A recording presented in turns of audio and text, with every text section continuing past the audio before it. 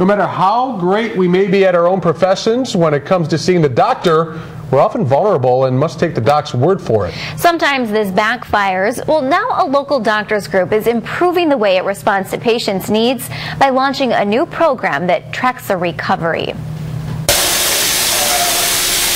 Dr. Scott Trenhill has performed thousands of surgeries. His specialty is the shoulder and knee. He hopes a new research program will help ensure his patients have a positive outcome. The goal of this is to be able to have objective data that will allow us to study how we're actually doing, how well are we treating patients, and are there any changes that we can make to that we normally would not have known about. Rockford Orthopedic now requests patients fill out lengthy surveys about their pre- and post-surgery experiences and include info on their medication and physical therapy.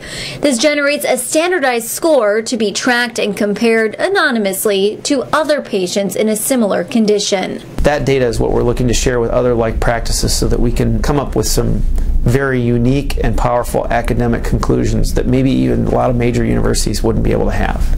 And that's special. Dr. Trenhill expects the data will hold doctors more accountable and justify what they do, especially when it comes to costly procedures. If we continue to study how we're doing every day and we're conscious of it, we're going to give better care. And if you give better care, you'll be doing the right thing more times than not because there's guidelines for that. He'd like to collaborate with the hospitals and other private practices to draw better and more reliable conclusions.